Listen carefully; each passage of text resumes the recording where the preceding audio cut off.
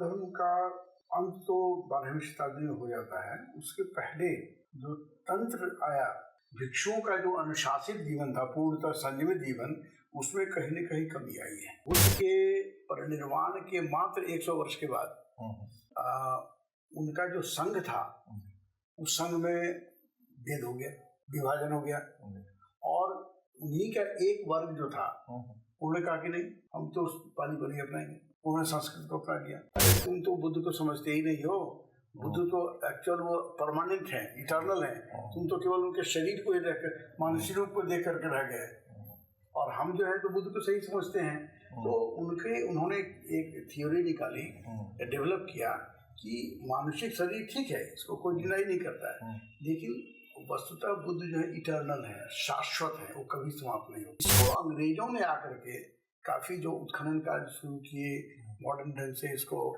Research करना शुरू किया, तो बुद्ध भी कोई ऐसी चीज है, बुद्धिज्म भी कोई ऐसी चीज थी, ये बातें सामने आई। 1881 में एक T.W. रीच डेविड्स हुए, उन्होंने लंदन में पॉलिटेक्स सोसाइटी की स्थापना की, और उन्होंने जो बाहर विदेशों में बुद्धिज्म के बारे में कहा था कि ये तो एक पेसिमिस्टिक फिलॉसफी है, नेगेटिव फिलॉसफी है, जो केवल दुख की बात करती है, उसको उन्होंने फिर से डिनाई किया, उसको बौद्ध धर्म के प्रति हमारी समझ नादानी भरी। डॉक्टर बैद्यनाथ लाभ से साक्षात्कार के दौरान इसके उत्थान फिर पतन फिर उत्थान की कहानी आंखों के सामने पूरे इतिहास को तैरते हुए दिखा। ये हमारा आखिरी एपिसोड है विस्तृत बातचीत का। हम चाहते हैं कि इससे आप भी आनंद और ये विश्वास अपने अंदर रखिए कि भगवान बुद्ध का मानवता के प्रति दिया गया संदेश अक्षुण्ण रहे। जब डॉक्टर भीमराव अंबेडकर को, बाबा साहब भीमराव अंबेडकर को जब एक धर्म, उन्होंने कहा कि हम हिंदू के तौर पे नहीं मृत होना चाहते हैं, जन्म तो लिया हुआ, तो उनको एक धर्म चुनने की बारी आई, तो उन्होंने कहा कि नहीं, मैं बौद्ध धर्म को चुनूंगा। तो ये भी एक द्वंद्व की परिकल्पना को परिभाषित करता है। बौद्ध धर्म का अंत तो 12वीं शताब्दी में हो जाता है। उसके पहले जो तंत्र आया, भिक्षुओं का जो अनुशासित जीवन था, पूर्णतः संयमित जीवन, उसमें कहीं न कहीं कमी आई है, और पंचमकार का प्रयोग वो भी करने लगे। तो आम जनता के बीच में भले ही आप उसको कितना भी दार्शनिक रूप से उसको जस्टिफाई कर लें, लेकिन आम तौर पर एक भिक्षु जो होता है, साधु होता है, वो किसी मांस मछली खाना शुरू कर दे, मैथुन क्रिया शुरू कर दे, इसको आम जनता कभी टॉलरेट नहीं करती है, पसंद नहीं करती है। ये बौद्ध धर्म में ये सब विकृति आई। बाद में ये लोग जो इतने शक्तिशाली हो गए थे, इन्होंने राज षड्यंत्र वगैरह में हिस्सा लेना शुरू किया, तो वो भी एक पतन का कारण बना। तीसरा ये हुआ कि हर्षवर्धन के बाद पूरब के जो बंगाल, बिहार, उड़ीसा इत्यादि का क्षेत्र है, वहाँ पर पाल वंश आया, जो काफी बड़े शासक थे, लेकिन पूरे भारत में उनका नहीं था, या दक्षिण में तो नहीं था। तो ये राजा, इनका जो साम्राज्य सिमटता चला गया। तो जो इनको बुद्धिज्म को एक रॉयल पैट्रोनेज मिलता था, जिसके कारण से ये इतना आगे बढ़ा, वो धीरे धीरे कम होता गया। तो कई सारे कारण होते गए इनके पतन होने के। आप नालंदा में देखेंगे, दोनों में, बौद्धों में और हिंदुओं में जो कटुता आई है, उसका मैं एक साक्षात उदाहरण बता रहा हूँ। नालंदा के संग्रहालय में अभी हम देखेंगे कि बुद्ध जो है गणेश को अपने पैरों से कुचल रहे हैं। ये कब की कलाकृति है? ये बहुत बाद की कलाकृति है, जिसमें ये इस बात को शो करता है कि दोनों में कटुता कितनी आ गई थी। तो ऐसा कुछ नहीं है कि हिंदुइज्म ने बुद्धिज्म के खिलाफ किया या बुद्धिज्म ने हिंदुइज्म के खिलाफ किया। ये आपसी वैर वैमनस्य को लेकर के ये सब उसी का प्रतिफलन है कि इस तरह की बातें देखने को मिलती है। जहाँ तक बाबा साहब अम्बेडकर की बात है, बाबा साहब अम्बेडकर जिस प्रकार से उनका बचपन बीता, और हमारे समाज में जो वर्ण तो बहुत पुरानी बात रह गई, जातिवाद और जाति विभेद और घृणा और अस्पृश्यता इत्यादि की बातें आई, उसके शिकार वो भी हुए। तो उनके मन में स्वाभाविक रूप से एक प्रतिक्रिया थी। 1935 में उन्होंने येवला में एक वो किया कि मैं हिंदू के रूप में अवश्य पैदा हुआ, लेकिन मैं हिंदू के रूप में मरूंगा नहीं। तो उन्होंने काफी विचार किया, बहुत सारे धर्माचार्यों ने उनको अप्रोच भी किया कि आप हमारा धर्म अपना लीजिए, हमारा धर्म अपना लीजिए। तो बुद्ध ने जिस प्रकार से एक आंदोलन अपना आरंभ किया था, उस समय के स्थापित मान्यताओं परंपराओं के विरुद्ध जाकर के, तो उसमें उनको एक डिस्टिंक्ट उनकी पहचान बनी थी। लेकिन बाद में चल करके जैसे जैसे उन्होंने संस्कृत को छोड़ न अपना करके पाली को अपनाया जी।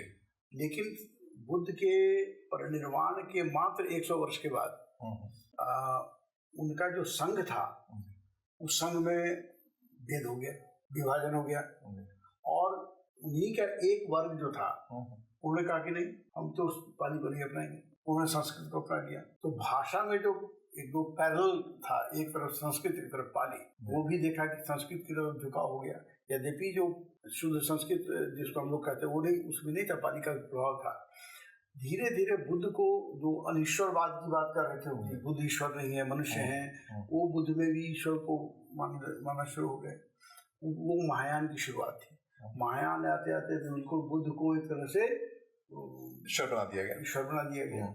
महायान और दूसरा चैप्टर है, एक तरफ आपका हिंदुइज्म कह लें, हाँ जी, या सनातन कह लें, और दूसरी तरफ बुद्धिज्म कह लें, तो दोनों में जो बिल्कुल एक समानांतर परंपरा चल रही थी, वो दोनों में एक दूसरे से झुकाव नहीं हुआ। और पुराणों में जो बात मैंने बताया कि भगवान बुद्ध को भी नवम अवतार के रूप में स्वीकृत किया गया, उसको और प्रबल हुआ। तो बुद्ध एक तरह से एब्जॉर्ब हो गए हिंदू के रूप में, अगर हम पुराणों की बात को 2 मिनट के लिए छोड़ भी दें तो। और इनमें भी त्रिकाय का एक सिद्धांत इन्होंने डेवलप किया महायानियों ने। उन्होंने कहा कि भगवान जो गौतम बुद्ध हैं वो तो ठीक है, लेकिन उनका कि वो मानुषी शरीर है। नहीं, 2 धारा है ना, महायान और दूसरा दूसरा दो यान कहा जाता है, स्थविरवाद या थेरवाद इसको पाली परंपरा कहते हैं। वो तो चलिए मानता रहा कि भगवान बुद्ध मनुष्य थे, लेकिन महायानियों ने क्या किया कि उनको ये ठीक है, थेरवादी लोग को उन्होंने हीनयान कहा। हीन कोई अपने को तो नहीं कहता है, ये महायानियों ने एक डेरोगेटिव नेम दिया उसको, स्थविरवादियों को। अरे तुम तो बुद्ध को समझते ही नहीं हो, बुद्ध तो एक्चुअल वो परमानेंट है, इटर्नल है, तुम तो केवल उनके शरीर को ही देखकर मानसिक रूप को देख करके रह गए, और हम जो है तो बुद्ध को सही समझते हैं। तो उन्होंने एक थियोरी निकाली, डेवलप किया कि मानसिक शरीर ठीक है, इसको कोई डिनाई नहीं करता है, लेकिन वस्तुतः बुद्ध जो है इटर्नल है, शाश्वत है, वो कभी समाप्त नहीं होता है। तो एक प्रकार से जो हमारे सनातन परंपरा में नारायण या परमात्मा का जो कंसेप्ट है, लगभग वही बुद्ध के बारे में यू मे करेक्ट मी, तो मैं थोड़ा सा बात कर लूं, तो वो जो एक समानांतर वाली बात थी वो धीरे धीरे मिक्सअप होने लगा। और बाद में चलकर जब ये आपका तंत्र आया, सब कुछ आया, तो उसी तरह की बातें आने लगी। तो और राजर्षय जब समाप्त हुआ तो बख्तियार खिलजी का जो अटैक था, वो समझ लीजिए कि जिसको बोलते हैं last nail in the caffeine, तो वो बुद्धिज्म एक तरह से समाप्त हो गया। और वो धीरे धीरे कुछ लोग ऐसा भी कहते हैं कि Buddhism are absorbed by the octopus of Hinduism, तो उसको हम नहीं भी माने, लेकिन ये हुआ कि धीरे धीरे उसकी अपनी स्वतंत्र सत्ता जो थी वो समाप्त हो गई, विदेशों में रही, भारत में लोग एक तरह से भूल भी गए। इसको अंग्रेजों ने आकर के काफी जो उत्खनन कार्य शुरू किए, मॉडर्न ढंग से इसको रिसर्च करना शुरू किया, तो बुद्ध भी कोई ऐसी चीज है, बुद्धिज्म भी कोई ऐसी चीज थी, बातें सामने आई। 1881 में एक T.W. रिच डेविड्स हुए, उन्होंने लंदन में पॉलिटेक्स सोसाइटी की स्थापना की, और उन्होंने जो बाहर विदेशों में बुद्धिज्म के बारे में कहा था कि ये तो एक पेसिमिस्टिक फिलॉसफी है, निगेटिव फिलॉसफी है, जो केवल दुख की बात करती है, उसको उन्होंने फिर से डिनाई किया, उसको रीस्टैब्लिश किया कि नो, बुद्धिज्म दुखवाद से जरूर शुरू होता है, क्योंकि कहता है कि बुद्ध जीवन की समस्या दुख है, लेकिन लास्ट में वो कहता है कि निर्वाण एक ऐसी चीज है जो परम सुख है। तो ये पेसिमिस्टिक निराशावादी दर्शन नहीं है, ये आशावादी दर्शन है, जो निराशा से आशा की ओर ले जाती है। तो इस तरह की बात की। उसके 10 वर्ष के बाद 1891 में एक अनागारिक धर्मपाल थे वहाँ के श्रीलंका के, वो बोध गया आए, उन्होंने महाबोधि सोसाइटी की स्थापना की, और उसके बाद फिर उन्होंने एक आंदोलन चलाया, जो सक्रिय आंदोलन कि वो उस समय किसी मुगल सम्राट ने औरंगजेब के बाद वो पूरी की पूरी जमीन इंक्लूडिंग महाबोधि सोसाइटी टेम्पल हो गया, और फल्गु नदी से लेकर पश्चिम तक जो आजकल मगध विश्वविद्यालय का क्षेत्र है और उसके बियॉन्ड पश्चिम भी, वो सारा का सारा उसको उसके नाम से लिख दिया था। बफ बोर्ड हो गया था या बफ के नहीं, कहा कि हिंदू, क्योंकि वही उसी के पूर्वज लोग जो थे या वही लोग संभाल रहे थे टेम्पल को। अच्छा जी। तो अब और बुद्ध स्वीकृत हो गए थे नारायण के रूप में, तो वो पूजा कर रहे थे। तो महाबोधि सोसाइटी वालों ने काफी इस पर केस किया कि ये हमारा हमको लौटना चाहिए। तो उन्होंने कहा कि कलकत्ता हाई कोर्ट में सुप्रीम कोर्ट केस हुआ और कलकत्ता कोर्ट ने, उस हाई कोर्ट ने वो निर्णय दिया कि भाई ये हिंदुओं की संपत्ति है, आपको पूजा करनी है अभी कीजिए, ये तो आपको अलाउ कर ही रहे हैं। लेकिन एक आंदोलन चल पड़ा, तो इस तरह से बुद्धिज्म धीरे धीरे एक अलग ढंग से खड़ा करने की कोशिश की और बाबा साहब अम्बेडकर का इसमें काफी योगदान है। उन्होंने इसको कहा कि आपने स्वीकृत किया। अब ये बात दूसरी है कि अब उनके कुछ इतिहासकार या उनके जो फॉलोअर्स हैं वो संख्या को बढ़ाते जा रहे हैं।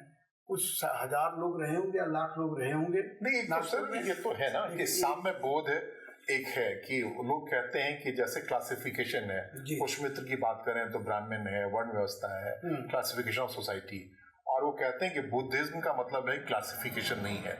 यहाँ जैसे भारतीय संविधान में हर नागरिक को बराबर मताधिकार का अधिकार है, वैसे ही बुद्धिज्म में ऐसा कोई क्लासिफिकेशन नहीं। ये सच है या ये देखिए बुद्ध ये भी एक बड़ा ही भ्रामक चीज है। अब मैं पाली का भगवान बुद्ध की एक वाणी सुना रहा हूँ आपको, तो आपको खुद ही आपकी गलतफहमी दूर हो जाएगी। भगवान बुद्ध वस्तुतः थे क्षत्रिय है, तो सनातन परंपरा में ब्राह्मण को नंबर 1 पर रखा गया। बुद्ध ने सनातन ब्राह्मण को 2 नंबर पर रखा, क्षत्रिय को 1 नंबर पर रखा। तो कहते खत्तियो, पाली में है एक गाथा, इससे श्लोक है, खत्तियो सेठो जने तस्मिन् यो गोत्र पटिसारिणो विद्या चरण संपन्नो सो सेठो देव मानुषे। क्षत्रिय उन लोगों में श्रेष्ठ है, नंबर 1 है, सुपीरियर है, जो गोत्र की बात लेकर चलते हैं। फिर लेकिन दूसरे लाइन में फिर वो बात करते हैं कि विद्या और आचरण से जो संपन्न है वो देवताओं मनुष्यों में सब में श्रेष्ठ है। तो वो भी तो क्षत्रिय को श्रेष्ठ मानते हैं। वो कहाँ कहते हैं कि शूद्र सबसे श्रेष्ठ है, वो कहाँ कहते हैं वैश्य सबसे श्रेष्ठ है। झगड़ा केवल शूद्रों में नहीं था, झगड़ा केवल ब्राह्मणों और क्षत्रियों में था कि सुप्रीमेसी किसकी रहेगी। तो क्षत्रिय जो था बल में श्रेष्ठ था, शासन में श्रेष्ठ था, पावर में श्रेष्ठ था, ब्राह्मण अपने ज्ञान में श्रेष्ठ था। तो इसलिए ये भी कहना भ्रामक है कि बुद्ध ने कोई वर्ण व्यवस्था को खत्म कर दिया। उन्होंने कहा केवल सुपीरियर वो है। तो मैं तो कई बार जो लोग इस तरह की बात करते हैं, मैं तो खुले रूप से कहता हूँ कि उन्हें वैश्यों और शूद्रों को तो क्या इसमें पाली ग्रंथ में कहीं वैश्य शूद्र बाकी वर्ण का जिक्र है? खैर क्यों नहीं है, खूब है। हाँ, ये कहते हैं कि भेद नहीं करना, इसको निम्न नहीं है। इवन मैं तो ये कहता हूँ कि जो ऋग्वेद के 10वें श्लोक में जो भी इसमें जो आता है पृथ्वी में पुरुष सूक्त में, कि जिसमें कहा गया है कि ब्राह्मण से मुखमासी बाहु राजन्य कृत उरु तदस्य यद वैश्य पदभ्याम शूद्रो जायत। ब्राह्मण उसका मुख था, क्षत्रिय भुजाएं थी, जंघा से वैश्य पैदा हुए और शूद्र पैरों से पैदा हुए। तो मैं कहता हूँ पैर का महत्व क्या कम है शरीर में? कोई लोग कहते नहीं हम पैर से, तो लोग ब्राह्मण हो चाहे शूद्र हो या वैश्य हो, जब कोई छोटा व्यक्ति बड़े के पास जाता है तो पैर छूता है कि सर छूता है? ये तो कह रहे हैं, लेकिन हम इसी नाम पे अछूत वाले नहीं, ये सब बात की बातें हैं। ये खासकर अंग्रेजों के टाइम में ज्यादा ही हैं, इन्होंने ज्यादा भेद। तो चरण की पूजा की जाती है, सर की पूजा नहीं की जाती है, इसलिए। और चरण काट करके आप नहीं रह सकते हैं, इसलिए शूद्र भी समाज के वही पार्ट है, उतना ही उनका महत्व है, उतना ही रेस्पेक्ट है और होना चाहिए। इसलिए ये बाद के समय में जो लोग गड़बड़ किया है लोगों ने, ये अंग्रेजों के समय की ज्यादा। शायद महाभारत में कहा है कृष्ण ने कि जब भीष्म के सिर की तरफ अर्जुन खड़े तो कहा कि चरण की तरफ जाओ। नहीं, अपने उनके जो महाभारत युद्ध के पहले जब अर्जुन ये दुर्योधन उनसा गया था, सिर के पास खड़ा था और बैठ गया, सिर के पास सोए हुए थे, और अर्जुन गया तो पैर के पास बैठा, तो उनकी नींद खुली। अच्छा तुम कब आए? क्या भाई? तो कहा मैं पहले आया हूँ। अच्छा अभी है? तो चरण के पास जो जाता है उसको ज्यादा महत्व मिलता है। तो वो विनम्रता का प्रतीक है, वो दास्ता का प्रतीक नहीं। मैं नहीं मानता कि दास्ता का प्रतीक है, वो हमारी विनम्रता का प्रतीक है, हमारी श्रद्धा का प्रतीक है। उसको अगर उस रूप में लिया जाए तो इस प्रकार के भेद विभेद और कटुता वाली बात नहीं आएगी। लेकिन हम लोगों ने, हमारे समाज ने, उसमें नहीं कहता हूँ अंग्रेजों ने ही सारा कुछ कर दिया। हमको ऐसे ही बांटने वाला तो काम उन्होंने किया ही था कि बांटो और राज करो। तो इस प्रकार से हुआ। तो उसको सही ढंग से समझने की आवश्यकता है। जहाँ पे बाबा साहब अम्बेडकर का है, बाबा साहब अम्बेडकर के जीवन में बहुत सारी प्रतिक्रियाएं हुई, उनके साथ जो भेद विभेद हुआ, तो लेकिन उन्होंने जो यहाँ तक कि 22 भीम प्रतिज्ञाएं भी करवाई, जिसमें कई बार तो 5-6 प्रतिज्ञाएं तो बिल्कुल हिंदू धर्म के खिलाफ है, लेकिन उतना ही तक नहीं रुके वो इसके बाद कहते हैं, जिस बात को ये लोग उनके फॉलोअर्स भूल जाते हैं, कि जीव हिंसा से मुक्त रहेंगे, चोरी नहीं करेंगे, बेईमानी का पैसा नहीं कमाएंगे, व्यभिचार से मुक्त रहेंगे, शराब मद्य मदिरा से दूर रहेंगे। उसको भी तो देखने की जरूरत है। तो अम्बेडकर एक बहुत बड़े विशाल व्यक्तित्व थे और बहुत बड़ा वो आजकल वो फादर ऑफ इंडियन कॉन्स्टिट्यूशन कहते हैं, तो केवल उन्होंने शूद्रों के लिए या ब्राह्मणों के लिए संविधान थोड़े बनाया था, वो पूरे देश के लिए बनाया था, उसमें सभी लोग हैं।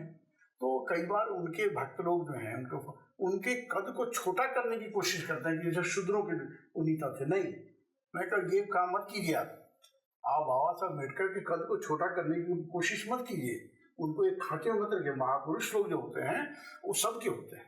राजेंद्र प्रसाद। तो ये बताइए कि बुद्धिस्ट स्टडी में जी पुरातन बुद्ध और नव बुद्ध दोनों को पढ़ाया जा रहा है या फिर नहीं? पढ़ाते हैं बिल्कुल। हमें कोई किसी एक सेक्ट को आगे नहीं बढ़ाना है, हम तो सम्यक अध्ययन करते हैं और सम्यक अध्ययन करवाते हैं। और बुद्धिज्म का जो ओरिजिनल टीचिंग है हम उस पर ज्यादा फोकस करते हैं कि उसमें क्या है।